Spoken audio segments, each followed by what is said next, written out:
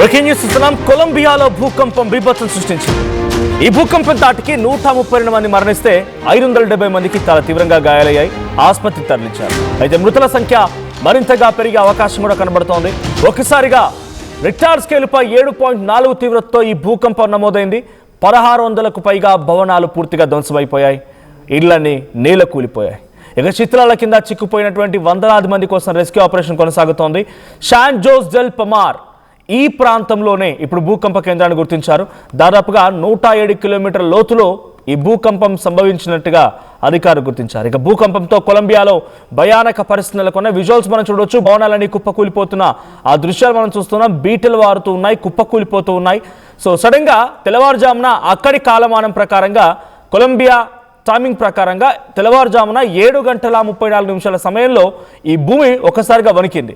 So ఆ visuals మీరు చూస్తున్నట్టయితే ఇక్కడ ఏం కనిపించట్లేదు కదా అనుకోవచ్చు. ఆ భూకంపం వస్తూ ఉన్న సమయంలో ఎటువంటి తీవ్రత ఉంది, ఆ ఇంట్లో ఎటువంటి కుదుపు ఉంది అనేది మీకు చూపించే ప్రయత్నం చేస్తున్నాను. ఇంకోవైపుగా ఎత్తైనటువంటి భవనాలు ఒక్కసారిగా కుప్పకూలడం ఆ విజువల్స్ మనం చూడొచ్చు. భారీ భవనాలు అవన్నీ కూడా కూలిపోతూ ఉన్నాయి. ఒక్క సైడ్గా నేల వాలిపోతున్నటువంటి ఆ విజువల్స్ మనం చూడొచ్చు. సో జనమంతా పరుగులు తీస్తున్నారు. ఎటువైపు పరుగులు పెడదామన్నా కూడా ఆ కంటిన్యూస్ షేక్స్ కారణంగా పరుగులు కూడా తీయలేకపోతున్న పరిస్థితి. ఒకసారి ఆ విజువల్ చూద్దాం.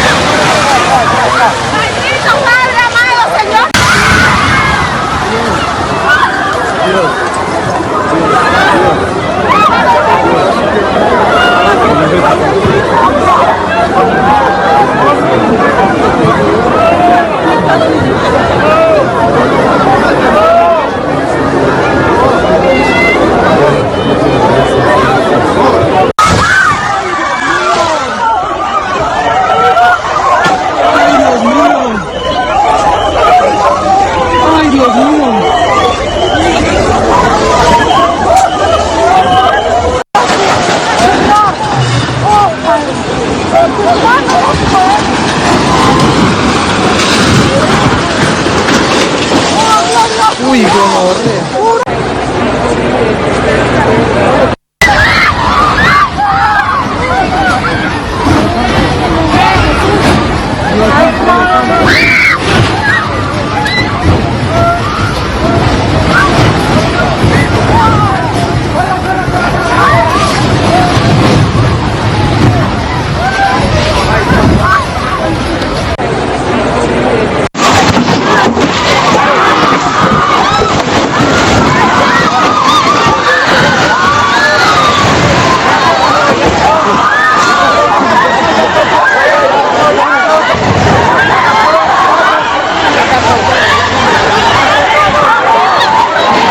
Está temblando fuerte.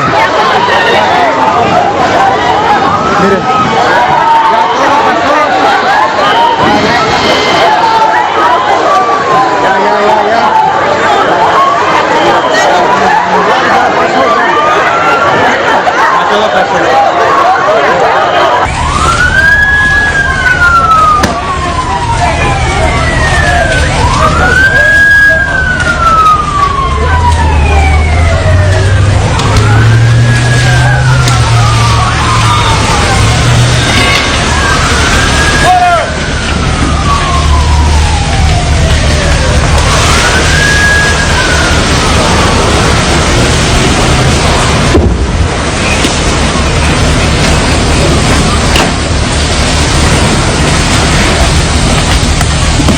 Puta, cayó una torre, marica.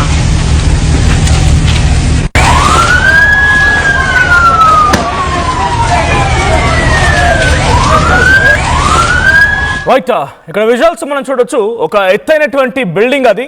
ఆ బిల్డింగ్ ఒకసారిగా ఎలా కుప్పకూలిపోతోంది, వణికిపోతుందో విజువల్స్ మనం చూడొచ్చు. ఒకసారిగా ఈ షేక్స్ కారణంగా, అంటే ఎర్త్క్వేక్స్ కారణంగా, భూమిలో ఆ ప్రకంపనల కారణంగా ఆ బిల్డింగ్ మొత్తం ఒకసారి కుప్పకూలిపోయింది. ఆ బిల్డింగ్ ఎత్తైనటువంటి అంతటి బిల్డింగ్ ఒక్కసారిగా మధ్యలోకి విరిగి ఏ రకంగా కుప్పకూలిపోయిందో చూస్తున్నాం. ఇంకో విజువల్ చూపిస్తాం మీకు నేను. ఈ రకంగా ఇది అక్కడ హాస్పిటల్కి సంబంధించినటువంటి దృశ్యాలు. ఓ హాస్పిటల్ పూర్తిగా అక్కడ ధ్వంసమవుతున్న విజువల్స్ మనం చూస్తున్నాం. ముందు కొన్ని అంబులెన్సెస్ ఉన్నాయి, అక్కడ కొంతమంది రెస్క్యూ టీమ్ సిబ్బంది కూడా అక్కడికి చేరుకున్నారు. సో ఆ బిల్డింగ్ అలా కుప్పకూలిపోతున్న విజువల్ చూస్తూ ఉంటే అందరూ కూడా పరుగులు పెడుతున్నారు. సో ఇంకో విజువల్లో ఇలా ఇది ఒక మతపరమైనటువంటి ఒక చర్చ్ మాదిరిగా ఉంది, రైట్. ఆ చర్చ్ కూలిపోతున్న విజువల్స్ కూడా మనం చూడొచ్చు. ఎత్తైనటువంటి ఆ బిల్డింగ్ మొత్తం కూడా మధ్యలోకి క్రాక్స్ ఇచ్చి ఒక్క సైడ్గా నేల కొరుగుతుంది. కొన్ని వేలాది బిల్డింగ్స్ ఈ రకంగానే కుప్పకూలిపోయాయి. కంప్లీట్గా అన్నీ కూడా నేలమట్టం అయిపోయాయి. అన్నీ కూడా ఒకసారిగా ధ్వంసమైన దృశ్యాలు మనం చూస్తున్నాం. సో కంటిన్యూస్గా మీరు విజువల్లో గమనించండి. ప్రతి బిల్డింగ్ కూడా మీకు అన్ని బిల్డింగ్స్ వీడియోస్ ఎందుకు చూపిస్తున్నానంటే కొన్ని వేలాది బిల్డింగ్స్ అన్నీ కూడా ఇప్పుడు నేల కొరిగాయంటే అర్థం చేసుకునేటువంటి సిచ్యువేషన్ ఉందని. ఎగ్జాక్ట్గా మరిన్ని డీటెయిల్స్ నేను చెప్తాను. సో ఇది జరిగింది కొలంబియా లోకల్ టైం ప్రకారంగా 7:30 సమయానికి శాన్ జోస్ డెల్ పల్మార్ అనేటువంటి ప్రాంతానికి సమీపంగా సుమారుగా ఇది ఎక్కడ శాన్ జోస్ డెల్ పల్మార్ అనేటువంటి ప్రాంతానికి 5 కిలోమీటర్స్ దూరంలో 107 కిలోమీటర్ల లోతులో ఈ భూకంప కేంద్రాన్ని గుర్తించింది అక్కడ అధికారులు. ఈ రీజియన్ జాగ్రఫికల్గా కూడా చాలా ఇంపార్టెంట్. ఎందుకంటే ఇది చాలా ఎక్కువగా అర్బన్ రీజియన్ మాత్రమే కాకుండా ఇక్కడ ఎక్కువగా మౌంటైన్స్ కానీ చాలా రూరల్ సెటిల్మెంట్స్ కూడా ఉన్నాయంట. అంటే ఇది నగరం ప్రాంతం కూడా అట్ ది సేమ్ టైం సమీపంగా కొన్ని టూరిస్ట్ స్పాట్స్ కూడా ఉన్నాయి. సో ఎర్త్క్వేక్ మ్యాగ్నిట్యూడ్ వచ్చేసి 7.4. ఇది భయంకరమైనటువంటి సెస్మిక్ ఈవెంట్గా చూస్తోంది అక్కడ గవర్నమెంట్. సో సాధారణంగా వైబ్రేషన్స్ వస్తూ ఉంటాయి, కానీ ఇక్కడ వచ్చిన వైబ్రేషన్స్ తీవ్రత చాలా ఎక్కువ స్థాయిలో ఉందనేది అధికారులు చెప్తున్నారు. సో భారీ ఎత్తున బిల్డింగ్స్ కుప్పకూలిపోవడాలు, హాస్పిటల్స్ కుప్పకూలిపోవడాలు, బిల్డింగ్స్ అన్నీ కూడా పూర్తిగా డ్యామేజ్ అవ్వడాలు, పబ్లిక్ ఆ బిల్డింగ్స్ కింద చిత్రాల కింద చాలా మంది చిక్కుకొని ఉన్నారు. ఇంకా ఇప్పుడు అఫీషియల్గా చెప్తుంది అక్కడ గవర్నమెంట్ అనౌన్స్ చేసినటువంటి 132 మాత్రమే మరణాల సంఖ్య అనేది. మరణాల సంఖ్య మరింతగా పెరిగే అవకాశం కూడా ఉంది. సో ఇప్పటివరకు 500 మందికి పైగా ఇంజ్యూర్డ్ని ఆల్రెడీ గాయపడ్డ వారిని ఆసుపత్రిలో చికిత్స నిమిత్తం తరలించినట్టు తెలుస్తోంది. సో అఫీషియల్గా 132 మంది మరణించినట్టుగా అక్కడి కమ్యూనికేషన్ డిపార్ట్మెంట్ అనౌన్స్ చేసింది. సో ప్రత్యేకంగా ఇంకా రూరల్ ఏరియాస్లో కమ్యూనికేషన్ సమస్యలు ఉండడంతో కంప్లీట్ పిక్చర్ అక్కడ ఎటువంటిది ఉంది అనేది ఇంకా తెలియడం లేదు. అక్కడికి కంప్లీట్ ఇన్ఫర్మేషన్ రావడానికి మరికొంత సమయం పెట్టే అవకాశం కూడా ఉంది. ఇక ఒక ఎర్త్క్వేక్ ఇంపాక్ట్ ఒక సిటీకి మాత్రమే ఇది పరిమితం కాలేదు, ఇది చాలా సుదూర ప్రాంతాలకి విస్తరించింది. ఒకవైపు గాయపడ్డ వారిని ఆసుపత్రి తరలించడం, ఇంకోవైపు బిల్డింగ్స్ అన్ని కుప్పకూలిపోవడం, విక్టిమ్స్ని రెస్క్యూ చేయడం, ఇలా ఒకటా రెండా చాలా పెద్ద ఎత్తున ఈ ఆపరేషన్స్ జరుగుతూ ఉన్నాయి. Doctors, nurses, fire fighters, police, rescue workers అందరూ కూడా ఎమర్జెన్సీ మూడ్లోకి వెళ్ళిపోయారు. వారంతా కూడా ఆ సిచ్యువేషన్ని ఫేస్ చేస్తున్నారు. ఇక గ్రౌండ్ షేక్ అయిపోయింది. ఒకసారి కుదుపుకు లోపైనటువంటి ఆ సిచ్యువేషన్ తర్వాత ఇక అక్కడితో అయిపోయిందంటే కుదరదు. ఇంకా చాలా బిగ్గెస్ట్ హ్యాపెనింగ్ జరుగుతోంది. ఎందుకంటే బిల్డింగ్స్ అన్ని కుప్పకూలిపోయినటువంటి ఆ సంఘటనలో ఆ బిల్డింగ్స్ కింద చిక్కుకుపోయినటువంటి ఆ జనం యొక్క పరిస్థితి చూస్తే డెఫినెట్గా షాక్ అవ్వాల్సిందే.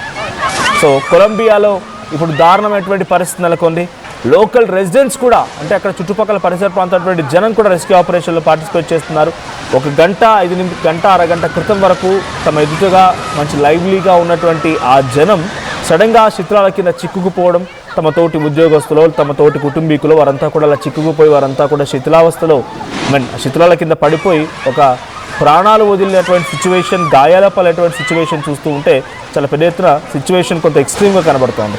సో ప్రతి ఎర్త్క్వేక్ సంఘటనలో ఒక టర్మినాలజీ మనం వాడాల్సింది ఏంటంటే golden hour. So golden hours of rescue అంటే ఒక సంఘటన జరిగిన తర్వాత ఈ సమయంలోపు మనం వాళ్ళని కనుక రెస్క్యూ చేయగలిగితే వాళ్ళ ప్రాణాలు నిలుపుకోగలుగుతారు. లేదనంటే డెఫినెట్గా ప్రాణాలు పోయే అవకాశాలు ఎక్కువగా ఉంటాయి. బికాస్ శిథిలాల కింద పడిన తర్వాత అంతటి ఎత్తైన భవనం యొక్క శిథిలాలు, స్లాబ్స్ అవన్నీ పడితే చిన్న విషయం. రాడ్స్ ఉంటాయి, స్టీల్ రాడ్స్ ఇవన్నీ ఉంటాయి కాబట్టి చాలా భయంకరమైన పరిస్థితిలో వాళ్ళు ఉంటూ ఉంటారు. ఆ గోల్డెన్ హవర్స్ కాపాడుకోలేకపోయామే మా పబ్లిక్ని, మా జనాన్ని అనే రకంగా పబ్లిక్ కూడా కొంత ఇబ్బంది పడుతుంది.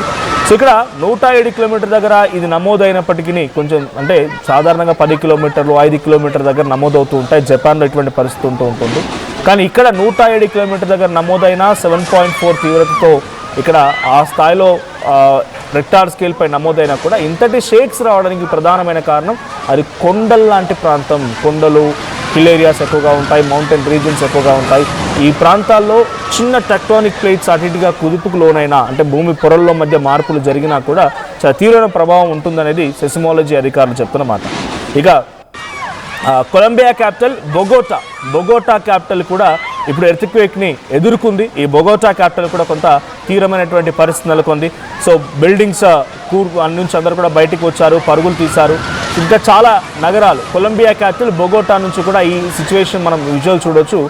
రకరకాలుగా పబ్లిక్ అంతా బయటకు వచ్చి తమ సేఫ్ జోన్స్ని ఎత్తుక్కుంటూ పరుగులు పెడుతున్న సిచ్యువేషన్ కనబడుతోంది.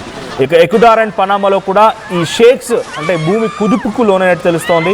సో ఇంకా కొన్ని కీలకమైన ప్రాంతాలు, మొత్తంగా 6 సిటీస్లో ఎయిర్పోర్ట్స్ కూడా పూర్తిగా కొంత దెబ్బతినిపోయాయి, టెంపరీగా క్లోజ్ చేశారు. సో రన్వేస్ అన్నీ కూడా క్రాక్ ఉన్నాయి. తర్వాత టెర్మినల్ బిల్డింగ్ మొత్తం కూడా కొంత కుదుపుకు లోనైంది, దాంట్లో కూడా క్రాకులు వచ్చినట్టు తెలుస్తోంది. సో ప్రస్తుతం ఇంటర్నెట్ కమ్యూనికేషన్ సేవలు నిలిచిపోయాయి. బిల్డింగ్స్ అన్ని కుప్పకూలిపోవడంతో శిథిలాల కింద చాలామంది చిక్కుకుపోయారు. ఎటు చూసినా కూడా ఒక ఆందోళనకరమైనటువంటి వాతావరణమే కొలంబియాలో కనబడుతోంది. బొగోటాతో పాటుగా మరొక 6 నగరాల్లో ఈ కుదుపుకు లోనైనటువంటి సిచ్యువేషన్ కనిపించింది. ఆ ఎర్త్క్వేక్ ప్రభావం కనిపించింది. సో ఎక్స్ట్రీమ్గా ఇప్పుడు నమోదైంది మాత్రం శాన్ జేస్ డోల్ పల్మార్ దగ్గరే ఈ ఎక్కువ ప్రభావం అయితే కనబడుతోంది. సో 132 మరణాలు ఇంకా పెరిగే అవకాశం ఉంది. సో ప్రస్తుతానికి రెస్క్యూ ఆపరేషన్స్ కొనసాగుతున్నాయి. ఈ రెస్క్యూ ఆపరేషన్స్లో ఇంకా మరింత మరణాల సంఖ్య పెరిగే అవకాశం ఉంది.